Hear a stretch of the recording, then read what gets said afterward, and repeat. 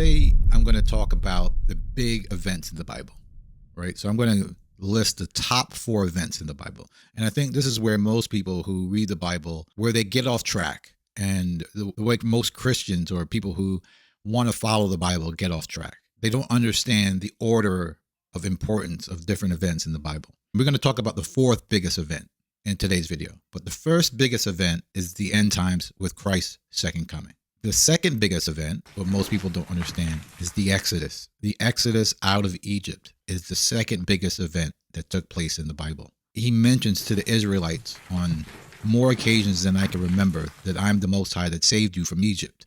That was his big event that we read in the Bible. The second coming of Christ and the end times, or the second Exodus, will outdo the first Exodus. So those are the 2 biggest events. The third biggest event is Christ's first coming. I know people will want to think that that's a bigger deal than it is, but it's just not. And that's where most people go off. They think that that is the biggest event in the Bible, Christ coming in his death and resurrection. I'm not saying it's not a big deal. It is not the number 1 event. There would have been no need for the first coming if Israel would just have been obedient. But the 4th biggest event is what took place not in the Bible, 70 AD. And that's what today's video is going to be about, 70 AD. And a lot of people don't understand that so many verses in the Bible are talking about this event that's going to take place. The prophets all preached about this final destruction and Israel getting kicked out of Jerusalem. Christ talked about it. Daniel talked about it. Jeremiah talked about it. Isaiah talked about it. So these prophets all saw the day when Israel was going to get removed out of their land, when the Most High would be officially done with them, and then they would be under stress of what we call the Great Tribulation. But most people completely ignore this event, what they call cognitive bias. Cognitive bias just means that people give more weight to specific or abstract ideas and not focusing on the main story. So they focus on things like Christ coming for everybody when the Bible really doesn't say that. You have to put the whole story in its context. Christ coming the first time is about them getting kicked out of Jerusalem.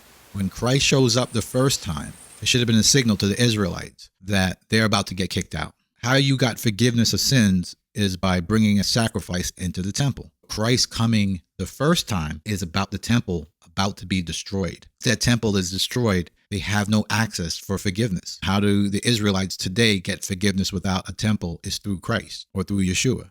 That's the purpose. People take this abstract idea of Christ dying for everybody and then they blow it up to make it the main story of the Bible. What happened during 70 AD is the 4th biggest story and no one ever talks about it. They just completely ignore it. So let's talk about what happened during 70 AD and let's connect it with the Bible. And if you do this, right, if you actually take the time to listen to some of the points that I'm going to make, you'll have a better understanding of the Bible and stop thinking that Christ died for all mankind, because that's a nice thought. It's not reality. Let's start by reading Daniel chapter 9, verse 10. Neither have they obeyed the voice of the Most High, our Elohim, to walk in his laws, which he has set before us by his servants, the prophets. Yea, all Israel have transgressed thy law, even by departing, that they may not obey thy voice.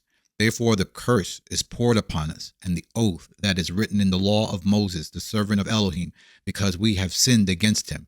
And he hath confirmed his words, which he spake against us, and against our judges, that judged us, by bringing upon us this great evil.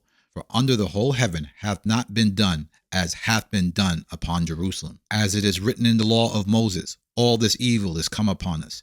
Yet made we not our prayer before the Most High, our Elohim, that we might turn from our iniquities and understand thy truth. This is Daniel. He was very young after Nebuchadnezzar had destroyed Jerusalem and had taken many of the young princes captive. Daniel was among the young princes that Nebuchadnezzar carried to Babylon. He is making a prayer to the Most High, confessing the sins of Israel and of himself. And he's explaining in his prayer that he thinks that what Moses talked about has now come upon them. The evil that Moses predicted or foresaw would happen to the Israelites, Daniel is confessing that has happened to them now. But that is not what is happening. The final curse is going to come upon Israel, but this wasn't it. And later, when you read in Daniel, he understands that a greater curse than this, what happened under Nebuchadnezzar, is going to happen to them. And so you have to ask yourself, what did Moses say? why Daniel thought that this was taking place. What was Moses' prophecy that would happen to the Israelites? Let's read Deuteronomy 31:14. And the Most High said unto Moses, Behold, thy days approach, thou must die. Call Joshua and present yourselves in the tabernacle of the congregation, that I may give him a charge. And Moses and Joshua went and presented themselves in the tabernacle of the congregation. And the Most High appeared in the tabernacle, and in the pillar of the cloud stood over the door of the tabernacle. And the Most High said unto Moses, Behold, thou shalt sleep with thy fathers, and this people will rise up and go a-whoring after the gods of the strangers of the land, whether they go to be among them, and will forsake me, and break my covenant which I made with them. Then my anger will be kindled against them in that day, and I will forsake them, and I will hide my face from them, and they shall be devoured, and many evils and troubles shall befall them, so that they shall say in that day, Are not these evils come upon us, because our Elohim is not among us, or our God is not among us?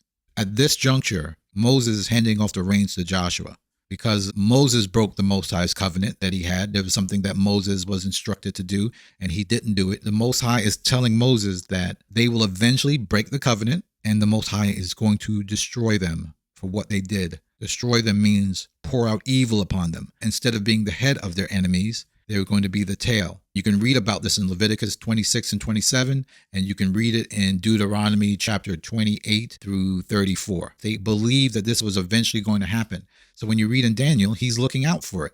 So when Nebuchadnezzar came, he figures that this was it, exactly what Moses saw. But this is not it. 70 AD is it. In Daniel, where he comes to the understanding that the final evil was not here yet, but on its way. Daniel chapter 9, verse 26. After 62 weeks shall Messiah be cut off, but not for himself.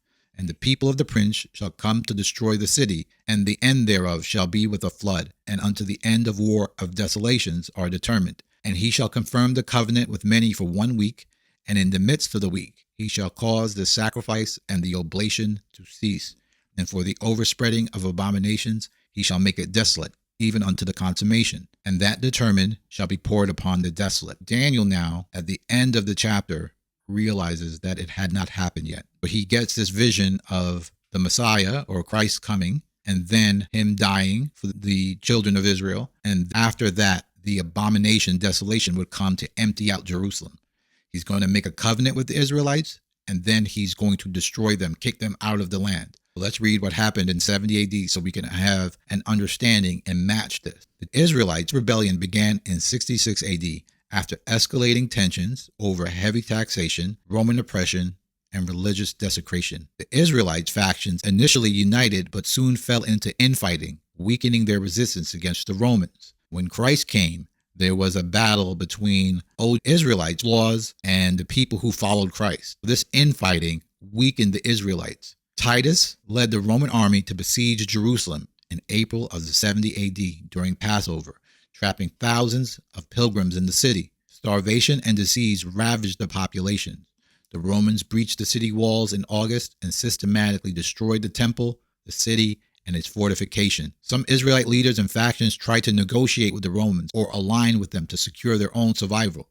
However, these agreements failed as the Romans pressed forward with total destruction. In Josephus' account, the Israelite historian Josephus, who was captured by the Romans, provided a detailed account of the destruction. He describes the horrors of the siege, including cannibalism, mass slaughter, and desecration of the temple. Josephus also noted that Titus initially wanted to preserve the temple, but was unable to control his troops, who set it ablaze. This happened in 70 AD, the destruction of the temple by the Roman army. This is not the Romans doing. This is the Most High's doing. They continued not to obey the Most High's commandments, and so this evil that Moses had predicted had come upon them. To keep the video short, you can go read about it in Matthew 24 and Luke 21, but to sum this all up, 70 AD is the fourth biggest event. It is a main part of the Bible that most people overlook and don't understand the entire story. Christ came because his temple was going to be destroyed, and so that they would have future forgiveness, which the Most High will eventually help the Israelites, and he will destroy their oppressors, according to what we read in the scripture. That's it for today. Thank you for watching, and I will see you in the next video.